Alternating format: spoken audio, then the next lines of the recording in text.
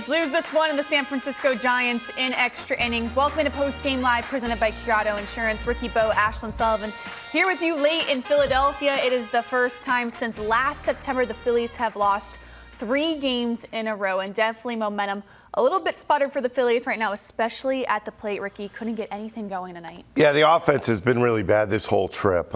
When you look at it this way, I mean, 7 hits tonight. 6 of them were singles. That's not what you want from this Phillies.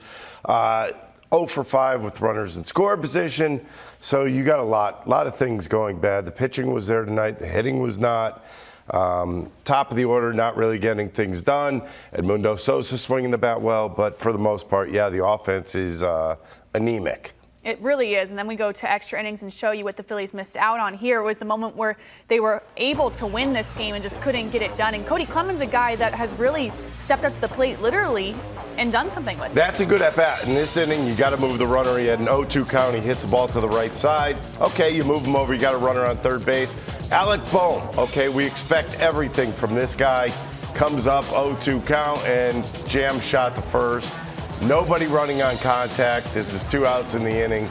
Basically, you're done at this point in a extra inning game. I mean, you end up intentionally walking Kyle Schwarber, and then a fielder's choice coming up to JT Realmuto. The big guy's not getting it done. Easy as that.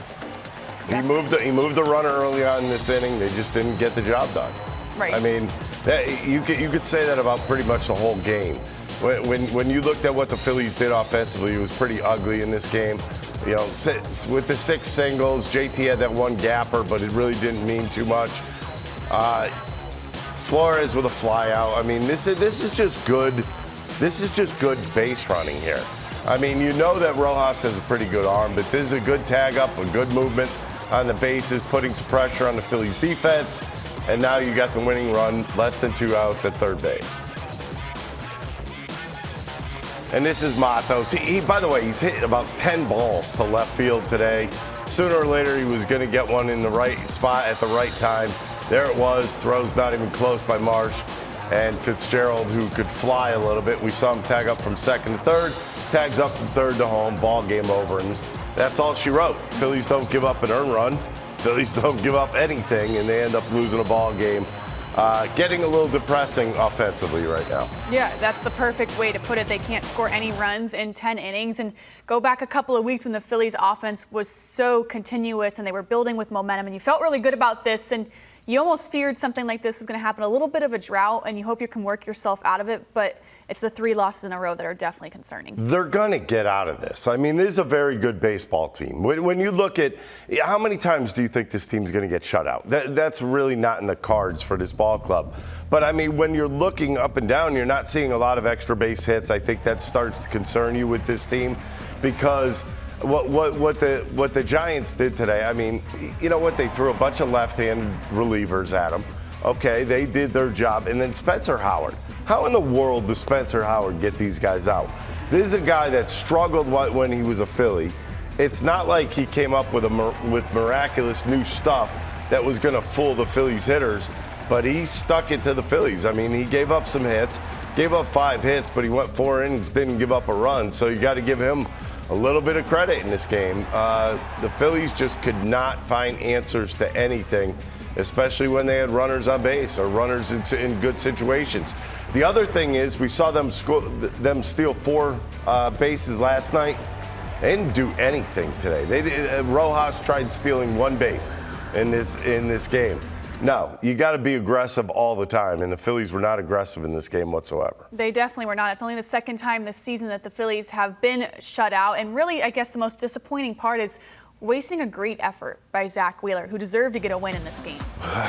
I mean, this is what stinks. I mean, this guy goes out there and pitches a gem. He really did. You're talking about a guy who goes out there, gives you 6 innings, 2 hits. He had the battle. I will say this much. The Giants put up some pretty good at-bats. But when you picture this whole thing, it was just as he would have scripted it. A lot of fastballs in this game, moving the ball around within the strike zone, and then later on in the ball game starting to throw the split a little bit, threw a couple sweepers. But most of his strikeouts were either on sinkers and or four-seam fastballs.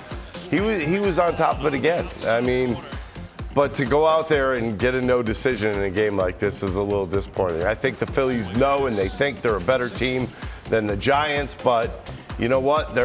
Giants are holding their home field. That's exactly what they're doing. Phillies came in here against the Giants and beat the daylights out of them. Now all of a sudden it's, you know what? The Phillies can't buy a break right now, and that's something that's a little bothersome. This West Coast trip has been awful. Both those stadiums, or both those teams that they play against in those stadiums, they have not fared well in lately, and it's showing right now. No, it is the 9th straight loss at Oracle Park for the Phillies, so definitely a house of horrors there. And for Zack Wheeler, only gave up 2 hits, 3 straight. Really great starts for him, 9 strikeouts, and that is what is going to be the most bummer. But he's good. That's what you take out of it. You take out of a good start. You say, okay, Wheeler pitched well, threw the ball well, he's in midseason form. But what did it get you? It got you absolutely nothing. Even you used up 3 guys in your bullpen. What did that get you? Right. Nothing. It gets you, open up or 4 guys in the bullpen. You open up your hand. What did you come out with? Nothing. You got nothing in your hands. Yes, they did. A loss against the San Francisco Giants. Now let's go back to San Francisco and hear from manager Rob Thomson. Sorry. Rob, just what do you make of this, little cold spell you guys are in offensively? That's baseball. It's the ebbs and flows of the game.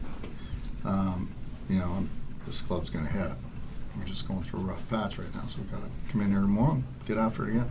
How much of tonight was just like the kind of the funkiness or deception that the Giants have in the bullpen, bringing different looks out? Yeah, a little bit of that. We haven't seen Spencer Howard, although these guys, some of them seen him in spring training, but sometimes, especially when an experienced club, you see a guy for the first time, and it's different. You got to get adjusted to it, but like I said, we got to come out tomorrow and start swinging the bats. Rob's the 3rd straight zombie runner that hasn't scored. I know I asked you in Colorado, but do you see anything with the approaches in those spots that need to be fixed? Well, Clem did a good job of getting them over, then we pinch it with Bohm, and as I've said many times, pinch hitting can be tough. So, but we just didn't get it done. And that's going to change too. That play where JT was thrown out of third, Yeah. I think he just thought that was going up the middle there. He thought it was going through. Plays like that kind of magnified when the offense isn't going as well. Yeah, those things happen. But JT's a good base runner. You don't see that very often. Right? You talked about how good arm that Howard had when he was in your organization. Yeah. Was there anything you saw tonight that was any different? Not really. Well, he filled up the strike zone pretty good, so he did a good job. What did you think of Zack? Well, that was fantastic. First couple innings, some deep counts, a lot of 3-ball counts, but first pitch strikes were good. His stuff was good, 98 in the first inning. That's really good stuff. All our pitches threw well. They really did. Kirkland was great. Alvey, Hoffman, Strom, they all threw well. Stott kind of cooling off at the plate right now. You seen anything out of him in particular? No, it's just going through a spell, that's all. He'll come out of it. Is he okay? Fouled the ball. I think so. We'll check him tomorrow, but we'll see what happens overnight. But I'm sure the trainers put a wrap on him. He'll be fine, probably. Wheeler's having a birthday coming up. He's going to be 35, and you don't usually see guys that age dominate the way he does, throwing 98. And what is it about him that allows him to do that? Well, I think he's a hard worker, and he's got a great arm, and it's natural. He's always had it. So he stays in shape. He makes every start, nothing wood, and he's very durable. Right, we talked about it in pregame that this was going to be a bullpen game and they were going to use this to their advantage, the Giants, and they used all 5 of these pitchers, Ricky. Yeah, I mean, when you look at the first 3 innings, I think that was big for them. Miller and Rogers came in, 2 left-handers. They really stuck it to the Phillies early on in this game. And, I mean, they're just trying to give their team a chance. They go out there, they put up 3 scoreless innings. You're hoping, if you're the Giants, that you're up at that point during the game. That wasn't the case. I mean, both teams really threw the ball outstanding in this game. Both teams, the Phillies had 13 strikeouts. The Giants had 9. There were 22 strikeouts in the game. So, I mean, pitching really dominated this whole 10-inning affair. It did, and Zack Wheeler, another excellent performance for him. And unfortunately, the Phillies cannot get him the win as we go back to San Francisco and hear from Zack Wheeler. So what did you think of this outing? It seemed like there was a lot of foul balls early, but then you kind of Yeah, had a little trouble with command early on, just trying to figure out the mound. Just felt a little off out there on that mound, but was able to make the adjustment, and command got a little better as I went. So you faced them 3 weeks ago, and it seemed like your plan was pretty similar. Yeah. Well, fastball heavy. Yeah, I mean, just go until they make the adjustment, and it was pitched to my strengths and their weaknesses. JT did a really nice job out there calling the game. So. Did you feel like you had as much power as, 98 in the first inning, and Yeah. you're, holding that velocity really throughout? So Yeah, the velocity feels good these days. Like you said, I'm holding it for the most part throughout the game. So, yeah. Does it seem like guys have been coming out of the gate aggressively, trying to attack you early in games? Yeah, Like that?